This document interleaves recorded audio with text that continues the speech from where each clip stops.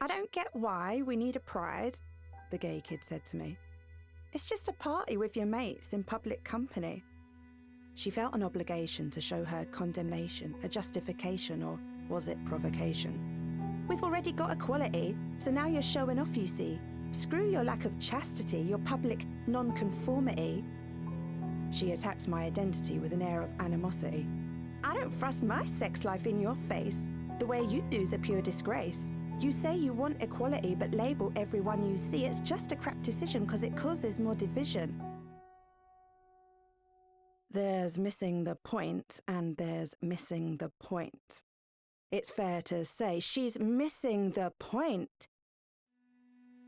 You know, in part, you're right, I said. I will have some drinks tonight, but I'll tell you how outright it wasn't our birthright. 'Cause I was born in the 80s under Section 28. Illegal in the militaries to even love your mate. Gay books were banned in libraries teachers could not accommodate. Questions like, what's a dyke or fairy, miss? How do they fornicate? 'Cause I was born in the 80s, where gays did not belong. They hid it from us kiddies, they decided it was wrong. It became a naughty swear word, which now seems quite absurd. My rainbow trapped inside of me was never really heard. 'Cause I was a teen in the 90s into the noughties too. Out all day, all night too, just hanging with my crew. I never met anyone who said they were gay, and that's hardly surprising at the end of the day. 'Cause if they had it done, they would have been beaten. It's not a choice that they could have chosen. Sure, my area was homophobic. It made sexuality seem abstract, but it really wasn't that long ago that being gay was a no-go. I thought lesbians were like unicorns, a myth did not exist. I waited almost 20 years to find what I had missed. And all that time, I only heard gay or dyke as a swear word.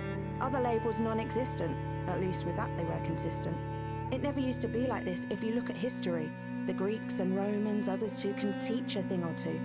Some of the most educated civilizations had gay relationships across the nation, but they didn't then discriminate. They let them be and illuminate. See, pride isn't us showing off our private lives. It's simply a public high fives to those who fought for human rights to be ourselves without the fights. It's our way of saying thank you, because it shouldn't be an issue. We're not hurting anyone. Equality can be done, and it is. We can marry, be out in the military, show our solidarity to those who are not as free.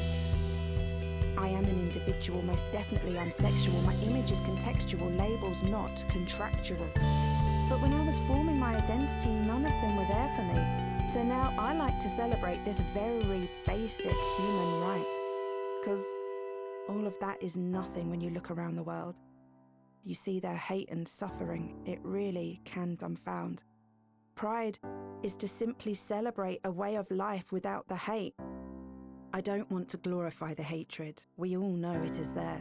To people just like you and me, it really isn't fair. Killing that's unmentionable with morals that are questionable. To even voice this poem could be a death sentence. To listen to it just as bad, it really makes no sense.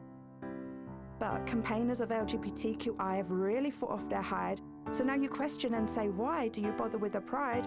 Because you've only seen equality and plan to adopt a family.